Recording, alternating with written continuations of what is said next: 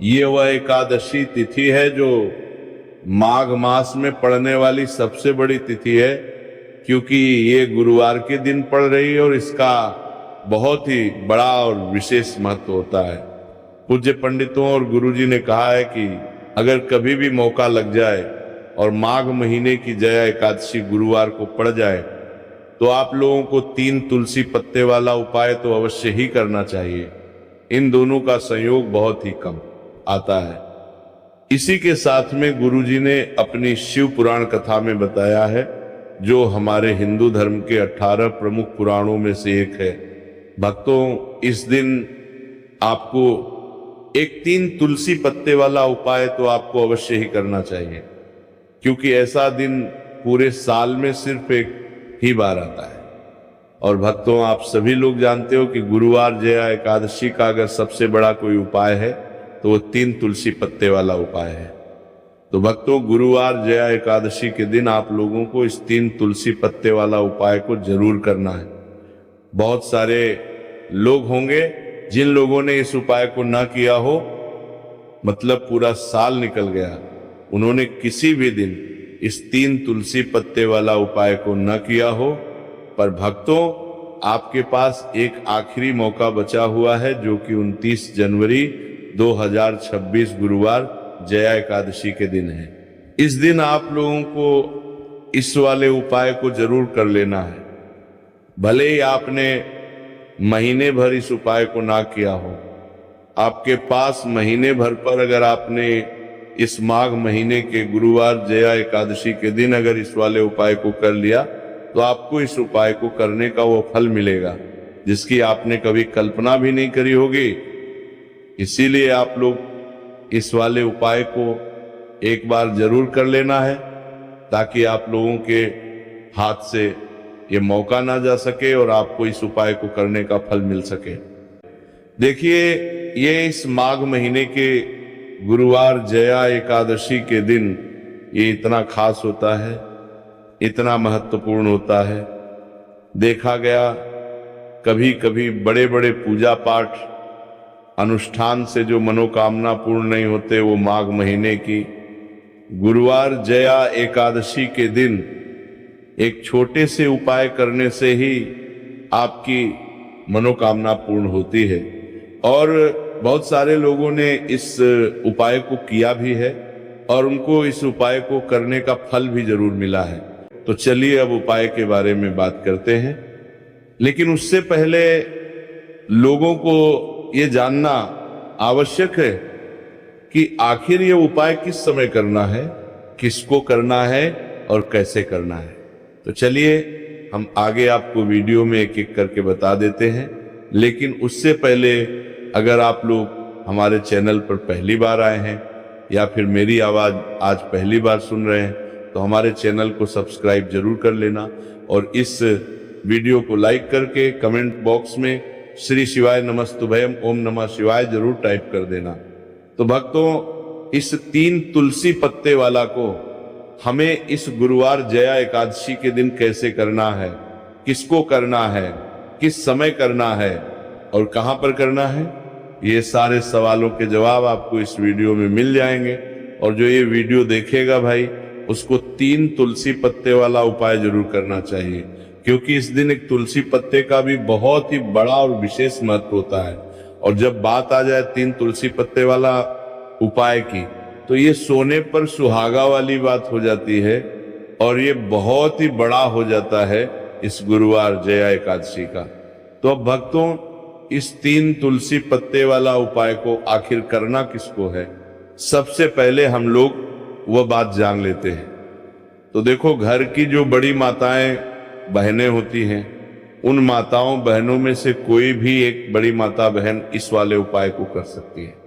और भक्तों, अगर आप चाहे तो अपने घर में से सभी सदस्यों को भी इस उपाय को करवा सकते हैं। अगर किसी व्यक्ति की खुद की कोई मनोकामना है, खुद की कोई दुख और परेशानी है कि वो अपने लिए ही करना चाहता है इस वाले उपाय को, तो वह खुद अपने लिए भी कर सकता है।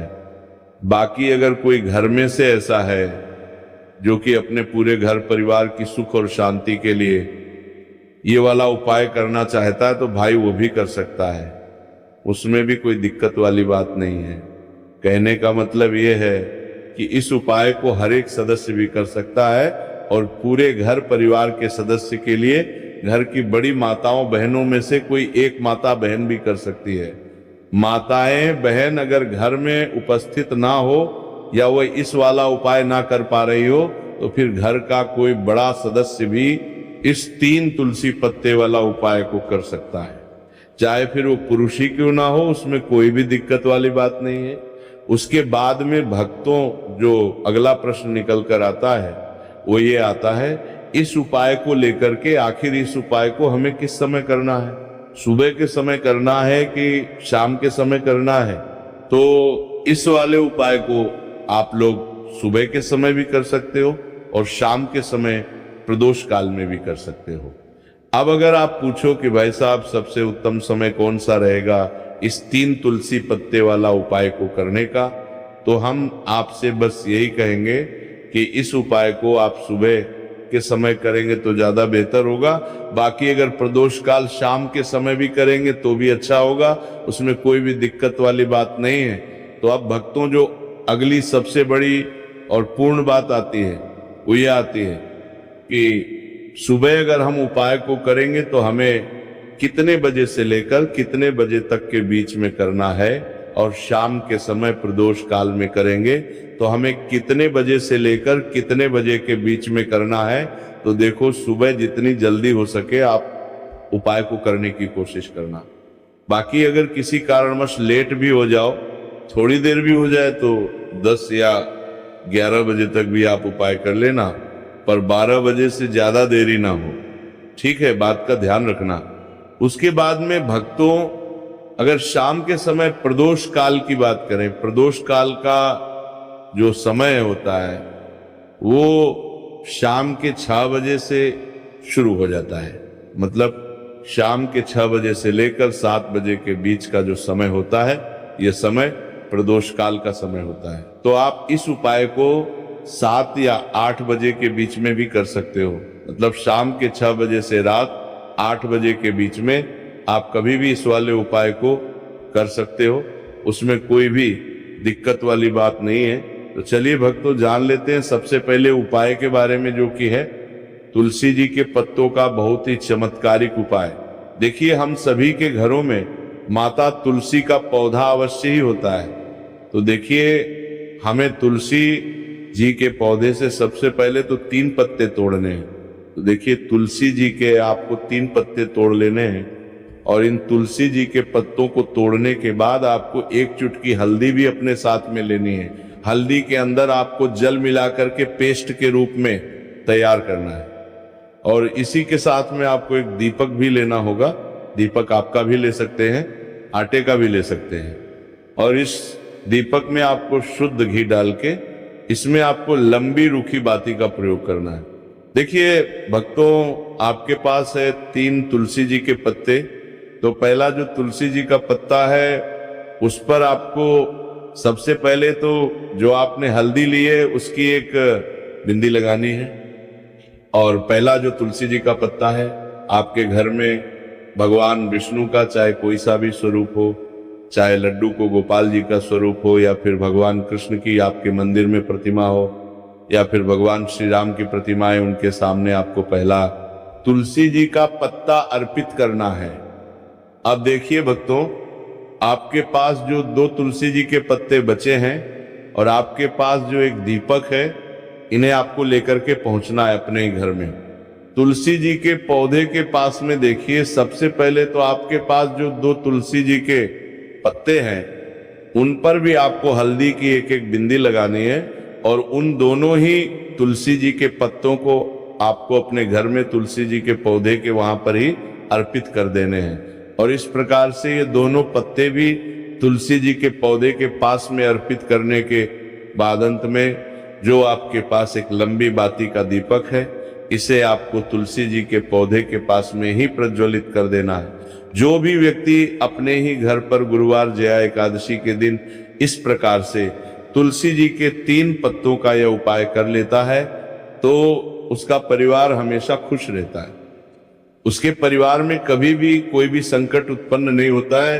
और यदि आपके घर में जो भी ग्रह क्लेश है वो भी समाप्त होते हैं। तो इस प्रकार से आपको ये पहला उपाय करना है। अब भक्तों, हम जान लेते हैं दूसरे उपाय के बारे में। देखिए, इस उपाय को करने के लिए भी आपको मात्र एक लोटा शुद्ध जल लेना है तांबे के पात्र के अंदर, और इसी के साथ में आपको एक प्यारी सी और सुंदर सी बेलपत्र ले ली है। बेलपत्र है वो कहीं से भी खंडित नहीं होनी चाहिए, इस बात का ध्यान रखना है। बेलपत्र यदि आपको प्राप्त नहीं हो पाती है तो आप शिवलिंग पर चढ़ी हुई बेलपत्र को पुनः शुद्ध जल से धोकर के उसका उपयोग कर सकते हैं।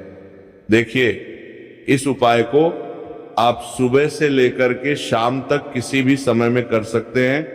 देखिए, मंदिर पहुंचने के बाद सबसे पहले तो आपके पास जो अपनी हथेली में रखना है, और आपको कुंदकेश्वर महादेव से प्रार्थना है कि मेरे शरीर में या फिर मेरे परिवार के सदस्य के शरीर में कोई भी भारी रोग हो चुका है जिसमें उसे आराम नहीं मिल पा रहा है, डॉक्टरों को लगातार दिखा रहे हैं, दवाओं का लगातार सेवन कर रहे हैं, लेकिन बीमारी में आराम नहीं मिल पा रहा है। हे मेरे कुंदकेश्वर महादेव, मुझे अपनी बीमारी में आराम दिलाने की कृपा करें।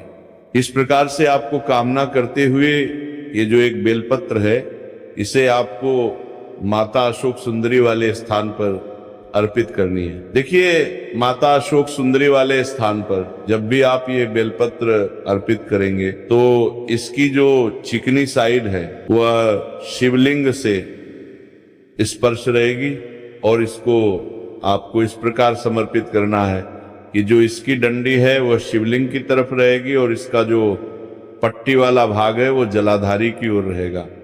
इस प्रकार से आपको ये एक बेलपत्री शिवलिंग पर अर्पित करनी है।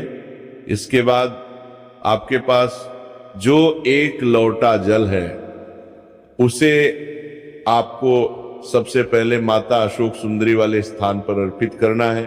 देखिए, आपको शिवलिंग के ऊपर जल अर्पित नहीं करना है, पूरा ही जल आपको धीरे धीरे जहां आपने बेलपत्र अर्पित की थी उसी के ऊपर आपको अर्पित करना है। जल को अर्पित करते समय लगातार आपको कुंदकेश्वर महादेव का स्मरण करते रहना है। देखिए, जैसे जल जलाधारी से होकर के बह करके आएगा तो इसे आपको थोड़ा सा किसी भी खाली पात्र में झेलने हैं, और इस जल को आपको महादेव से यानी कि कुंदकेश्वर महादेव से औषधि स्वर प्राप्त कर लेना है, और इसे आपको अपने घर लेकर के आ जाना है। अब देखिए, इस जल का आपको आचमन करना है। या तो आप बीमार है तो आपको इस जल का आचमन करना है, या फिर घर का कोई भी सदस्य बीमार है तो उसे आपको कुंदकेश्वर महादेव का स्मरण करवाते हुए इस जल का आचमन करवा देना है। पूज्य गुरु जी ने बताया है कि जो भी व्यक्ति इस उपाय को 5 से 6 दिन इस प्रकार से कर लेता है तो उसकी जो बड़ी से बड़ी बीमारी है वो समाप्त होती है। देखिए, अब हम जान लेते हैं तीसरे उपाय के बारे में। देखिए, ये जो उपाय है नामनी के बारे में किया जो रोडपत विशेषकर उन लोगों को करना चाहिए जो बहुत ही अधिक बीमार पड़ते हैं। तो देखिए, इस उपाय को करने के लिए आपको गिन करके गुड़ के 7 टुकड़े लेने हैं। गुड़ के आपको 7 टुकड़े लेने हैं। देखिए, आपके घर में जो व्यक्ति बहुत अधिक बीमार रहता है या फिर कोई व्यक्ति बहुत अधिक गुस्सा करता है तो आपको ये जो 7 गुड़ के टुकड़े हैं अपने सीधे हाथ में रखना है, और उस व्यक्ति के ऊपर से आपको घड़ी की दिशा में 7 बार सर से लेकर के पैर तक उतार लेने हैं। यानी कि उस व्यक्ति के सर से लेकर के पैर तक आपको इन गुड़ के टुकड़ों को 7 बार घड़ी की दिशा में घुमा लेना है। अब देखिए, इन गुड़ के टुकड़ों को बाहर घुमाने के बाद आपको लेकर के सीधे पहुंचना है भगवान शिव के मंदिर में। आपके घर में यदि शिवलिंग है तो वहां पर भी आप इस उपाय को कर सकते हैं, या फिर मंदिर में भी इस उपाय को कर सकते हैं। अब देखिए, आपके हाथ में जो 7 गुड़ के टुकड़े थे जिन्हें आप मंदिर लेकर के आए थे, उन्हें आपको शिवलिंग के ऊपर रखना नहीं है, केवल शिवलिंग के ऊपर आपको 7 बार घुमाना है। और जब भी आप ये गुड़ के टुकड़े घुमाएंगे तब आप कल्याण साबर महादेव का बहुत ही सुंदर सा नाम लेना है।